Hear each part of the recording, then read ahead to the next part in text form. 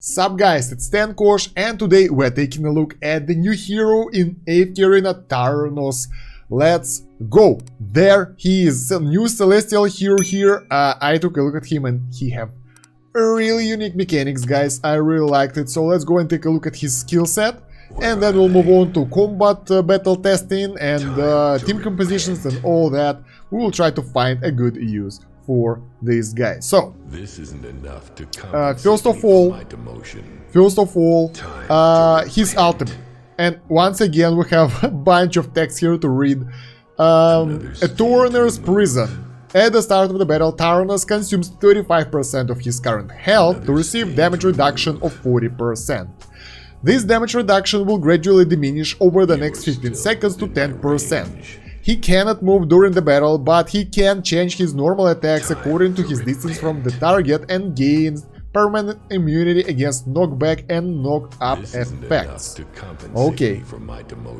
Now, that was passive, guys. When using this skill actively, Tarnos inflicts 260% attack rate and damage to surrounding enemies within a certain area and disable them to move for the next 3 seconds. If there is a pillar of sin on the field, that's an ability that you have to remember, it will be used quite often. Each pillar will have the same effect on surrounding enemies. If a target is attacked with this ultimate skill repeatedly, the damage they receive each time will increase by 15%. Alright, so let's get the level 2 and 3 as well. If there are no pillars of sin on the field, at the end of the ultimate skill, the effect of the pillar of sin will be triggered immediately. And Tarnos damage reduction increased to 50% at the start of the battle, and each time a pillar of sin is dropped, the diminishment of damage reduction is halted for 1 second. Alright, so what does it do? Passive, at the start of the battle, he loses part of his health, he gets 50% damage reduction, and over time it will go lower. That's easy to get. Moreover, he can't move, so he will be like a statue there, and yeah, he can be knocked up, down, or anywhere. When skill is activated actively, when ultimate is activated, the enemies will take pretty good damage, right? And the damage will work also on the pillars that are on the battlefield. So that's basically the damage in move, and the enemies won't be able to move after that. Alright, I am not sure if that cannot move is that useful like the root ability, because most of your guys, they don't move that much on the battlefield, right? They are either in the melee range already, or if they come to your backline, spellcasters and that kind of stuff, you don't, like, it doesn't matter if they move or not, because they will kinda be there. So not that useful, I think. Now let's move on to the pillars of sin ability, passive. Again, a lot of text here. Every 12 seconds, a pillar of sin is dropped in an area concentrated with allied and enemy heroes. It deals damage equal to 240% Tarnos attack rating against enemies within a certain range, knocking them back while stunning them for 1 second. Each pillar of sin on the field reduces the attack rating of nearby enemies by 6%, while boosting the different rating of nearby allied heroes by 10%. This effect cannot be stacked. Alright. At the higher level, at level 2, the enemy attack rating is reduced by 10% instead of 6%, and the time for creating the pillar of sin is reduced to 8 seconds from 12 seconds. So this is passive, they will appear automatically. Now, E60 ability. If an allied hero perishes near a pillars of sin, Tarnos will receive a permanent buff to his attack rating by 15% and defense rating by 20% for up to 4 times. So basically for each member of your team, and if he is the last man standing, he will get what's that, for 60% attack rating and 100% defense rating bonus. Pretty good. So what does it do?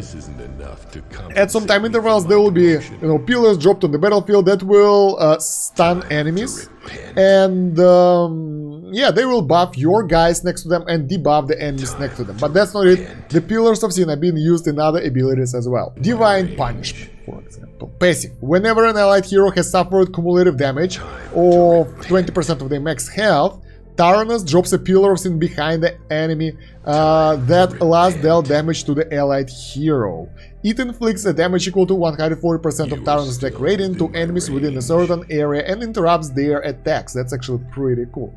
It includes ultimates and mid-cast stuff, so that's actually really nice. This effect can only be triggered once every 5 seconds for each allied hero, so basically each 20%, so 100% health pool. That's understandable. There can be only maximum of 3 pillars of sin on the field at one time. A newly created pillars of sin shatters other pillars nearby or beyond the maximum number. Deals damage equal to 200% Tarnos attack rating against enemies within a certain area and stuns them for 1.5 seconds. So as far as I understand, when the pillar drops in the area around it, it will destroy other pillars that are there and the ones that are over the limit. Now, the damage inflicted by the drop pillar increased to 160 over here, and the damage caused when shattering the pillar of sin is increased to 220 from 200, so that's a small damage buff here. And the level 4, which is good, the stun effect caused when shattering the pillars of sin is prolonged to 2 seconds. That's actually the good one. And the last skill, Oathbreaker's Strike. Tarnos teleports to the pillars of sin furthest from him and shatters it while increasing his attack speed by 25 points for 5 seconds. During the execution of the skill, he receives immunity against damage and control effects. This is pretty dope. So while he's doing this skill, he cannot take damage, and that might be really powerful if it timed correctly. It can mitigate the crazy amount of damage. Now, at level 2, Tarnos regains 12% of his max health before teleporting, so he won't die that fast. At level 3, after teleporting, any damage he suffers is reduced by 20% and he is immune against control effects for 5 seconds. So that's additional damage resistance there, in addition to 50% that you get at the start of the fight and like overall 10%, so it's actually pretty good. Next one, each time, that's E31, engraving one, each time a pillar of sin is dropped, the cooldown time of Oathbearer's strike is reduced permanently by 0.5 seconds up to 10 times, up to 5 seconds lower cooldown. And I like that it's permanent increase. So like, as those pillars will drop, he will use this spell more and more, and that spell is actually pretty cool. So I think this one is pretty powerful. Now let's move on to the signature item. It gives accuracy bonus, unexpected. I don't think that it's needed that much, so it's been used when he is a damage dealer. And he is actually, by the way, I forgot to mention, he is a strength-based hero, warrior, and continuous damage. You might expect from him of being a support or tank because of the damage immunity and resistance. No, he is a damage dealer, continuous damage. That was unexpected. So yeah, back to signature item. After using the Oathbearer's strike, Tarnos' normal attack damage increased by 75% within the next 4 seconds. So, after using this skill, this one, which will get the lower cooldown, so E30 is a must already, his normal attacks will get 75% bonus damage for 4 seconds, and if we combine it with the Pillars of Sin is 60, that can be like 60% damage boost from here, and then to 75 here, so that can be quite a good damage. During that period at plus 10, any normal attacks inflicted by Tarnos will restore his health by 50% the attack's damage. Basically 50% life leech right here. That's actually pretty cool. Plus 20, enemies hit by Tarnos normal attacks during that period will lose 20 haste points for 3 seconds. These effects cannot be stacked, so plus 20 is very powerful as well, because like, I mean, lowering the enemy's haste is everything you might want ever. At plus 30, Tarnos stuns surrounding enemies for 4 seconds before teleporting. I think it changed Oathbearer's strike a little bit, so this one will be like cast spell for some time, and during that time the enemies will attack him, and since he get the damage immunity, that will take a lot of hit from your team.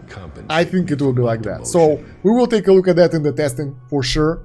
Now let's go take a look at the furniture. Each Pillar of Sin on the field increased Tarnos attack speed by 8 and life leech by 8 points. That's very good. That's a lot. So 3 pillars maximum, that's 24 attack speed and 24 life leech bonus. It's very, very powerful. Now at 9 pieces, when there are at least 2 pillars of sin on the field, the buff effect of the pillars of sin increases to 2 times of its original value. Alright, so those buffs that gives us defense and attack rating bonuses will be doubled. How do you like that? Seems very, very good on paper. Let's go and see how the skills look like. So okay, let's go to the wooden dummy first so we can see the actual skills. So 1 time speed. There he is standing there. There is a pillar. And bam, he teleports right behind it. So that's how it works. I think it looks pretty good. I like that. I think we won't be able to get that many of the pillars around here. Ultimate, as you can see, ultimate will work next to that pillar as well. That's actually pretty cool. I like that.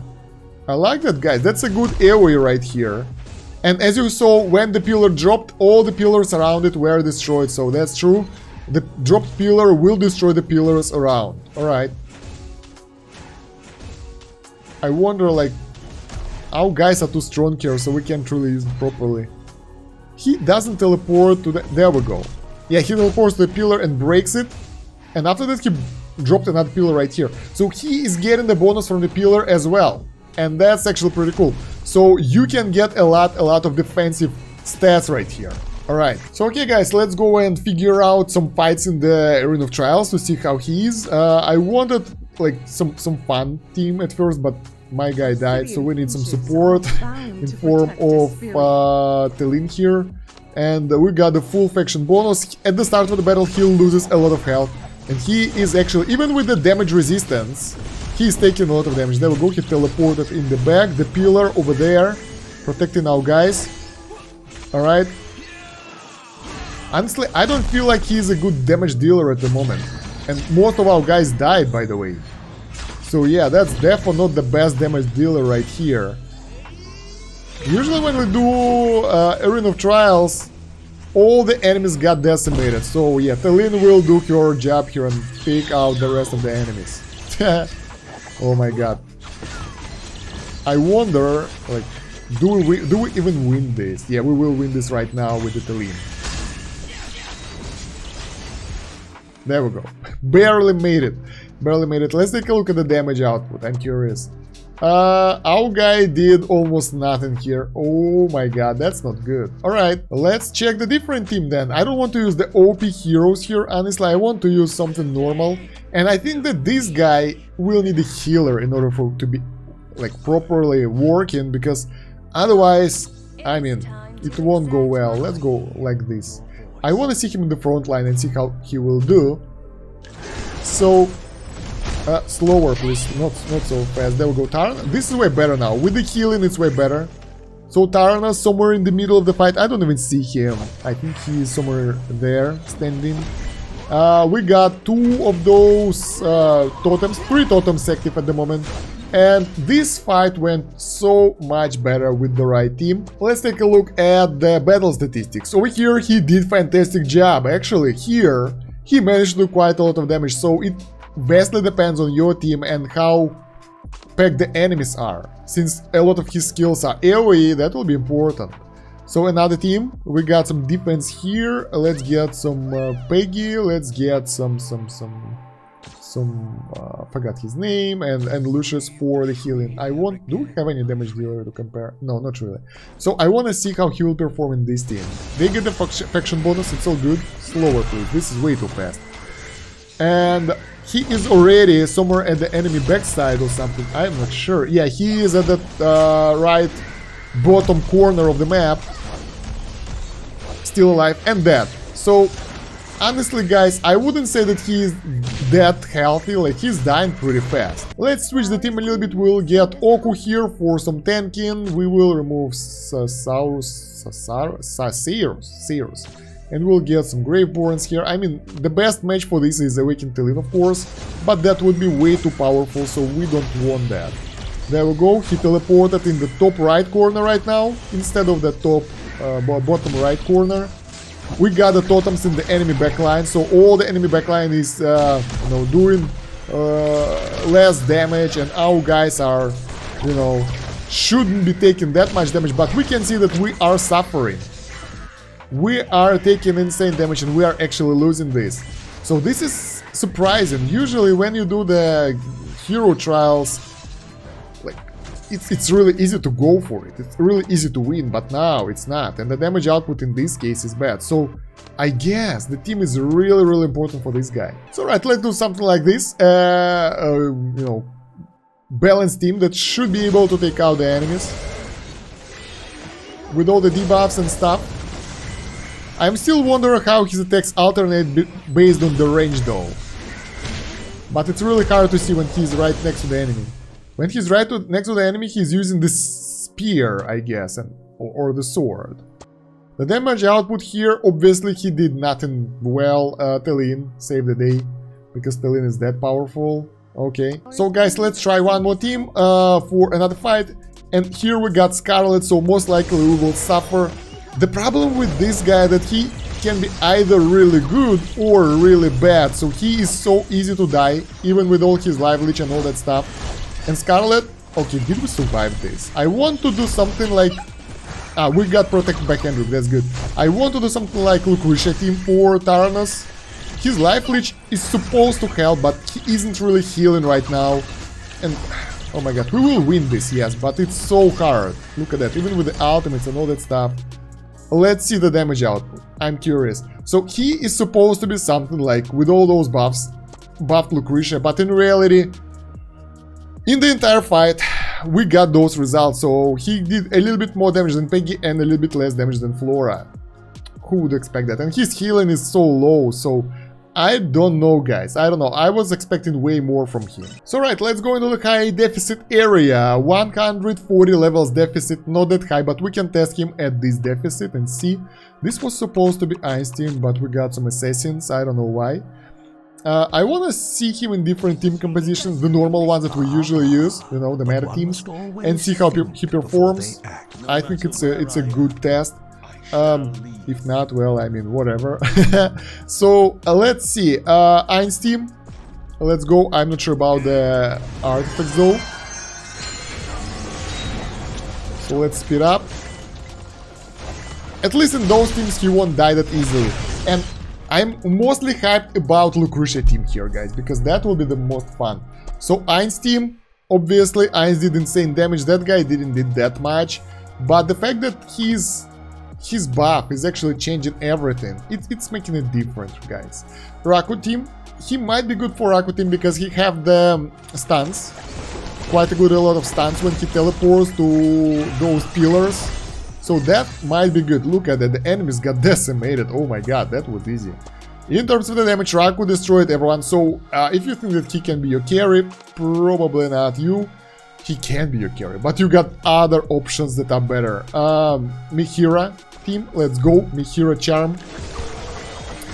I wonder if we will win all the fights or we will fail some of those. I don't know about that. So let's see. So far so good. Yeah, we should be okay.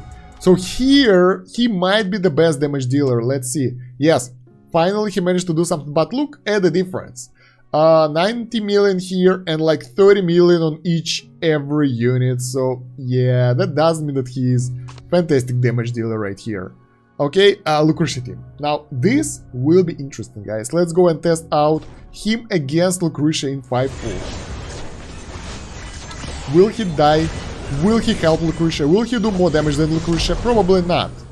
Someone did 5 kills and that was probably Lucretia. The damage output, Lucretia 165 million, that guy 9 million. So maybe he can be good in that team, but at the very later stages when he can build up and that kind of stuff. So I think Lucretia is still superior. If you're wondering like, oh, we will buff him. No, that won't work, guys. He will just die. He will just die.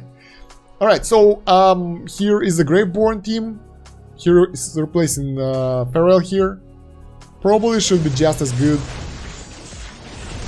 And then again we have Odin here for damage, so we can compare him against Odin and see who will be good. We got Gradual as well. So like that, we won, obviously. And he did pretty good damage, by the way. Here, Odin didn't manage to do that much. Probably he was pulled around. I don't know why.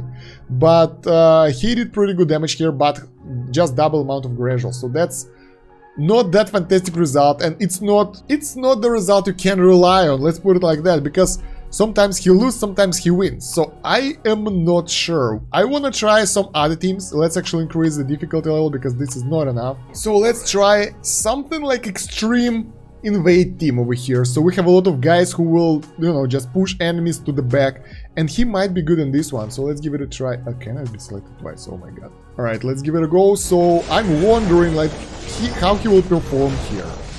That team will work without him as well, so it's not that bad. Our guys are dying pretty fast. That's how it worked. That's what's up, guys. We got kicked out. Let's try it on a different team. If it won't work, then we will lower the difficulty back to level 500 of the enemies and see what will be different.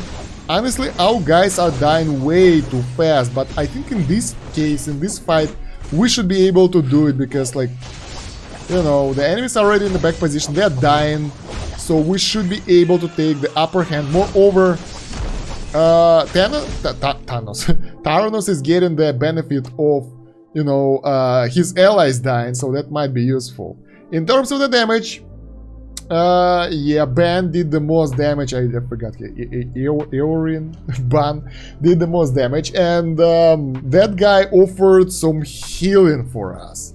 Or, well, for himself mostly. So, you know, I wouldn't say that he's that fantastic. Honestly, I thought that he will be way better. Let's try it again on the enemy different team and see what will happen.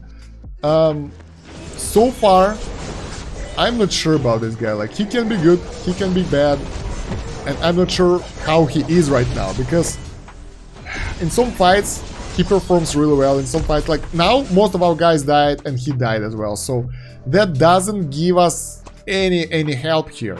So if you guys will die, he will most likely die as well. He won't survive the end game like Lucretia, because Lucretia have insane attack speed. This guy lacks that attack speed, even with the fully build, and that won't work, guys. He will be killed before he will be able to use that damage and that kind of stuff, so still you won't be able to do it. Lucretia can do that better. So guys, what would be the best team for this guy?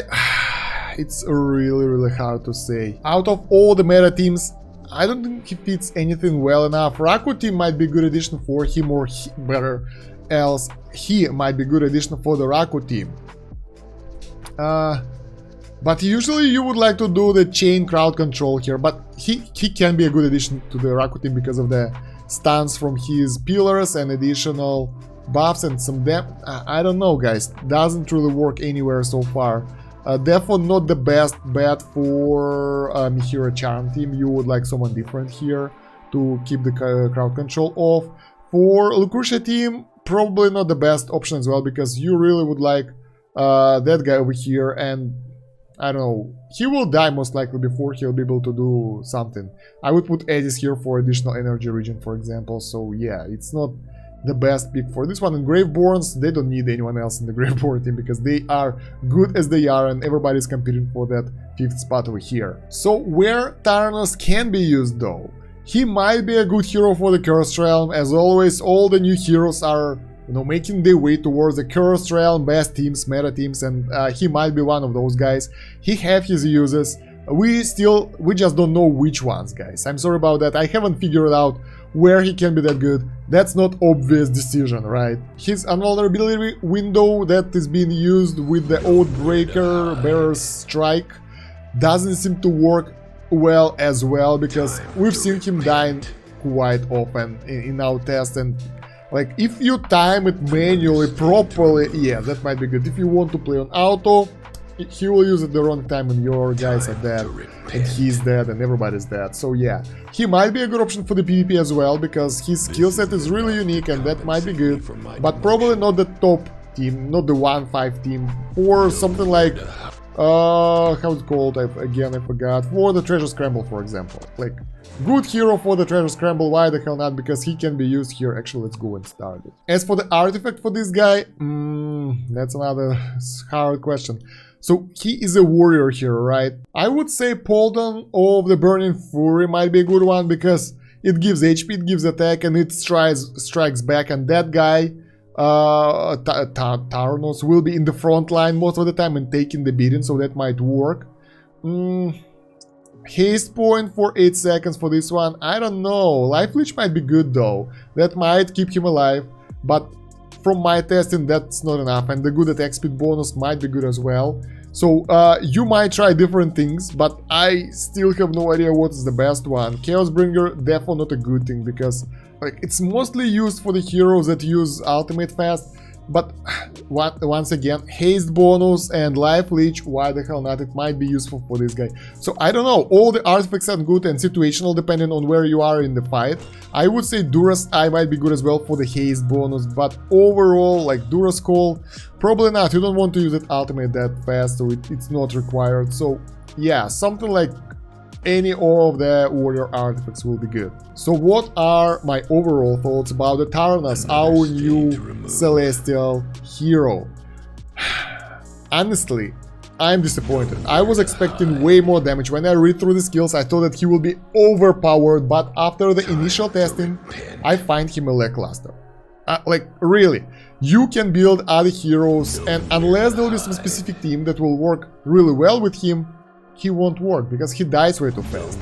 He is not that good in terms of the damage, he is not that good in terms of the survival, and he is not that good in terms of the crowd control and buffing your team. Those bonuses that are being awarded with the Pillars of Sin, they don't worth it that much, even with the full buff. But in case if he will be useful at some point, I think that you would like to get him to the full E60 signature item 30, because he needs all those things and they will be really useful if you will use him. So yeah, he requires high investment as well if you want to use him, and that's a drawback as well, because you want to invest in some hero that you will use later on, not someone who you just found out, if you are not a whale. So yeah guys, that's what I think about the Tarnos. I want to hear your comments, read them down below the video. Let me know what do you think about this guy, and do you think that he will be good in some teams or not, and if you found the good teams for him, let me know as well. I'm curious to look into it. While you're going there, don't forget to like the video and subscribe to this channel. Check out the pinned comment in the video description down below for the links. We have the Discord link, Linktree over there with all the links, second channel over there as well with the idle incremental games, so you will find something useful there for sure. Other than that guys, thank you very much for watching. That's about it for now. Stand Kosh out. Have a good one.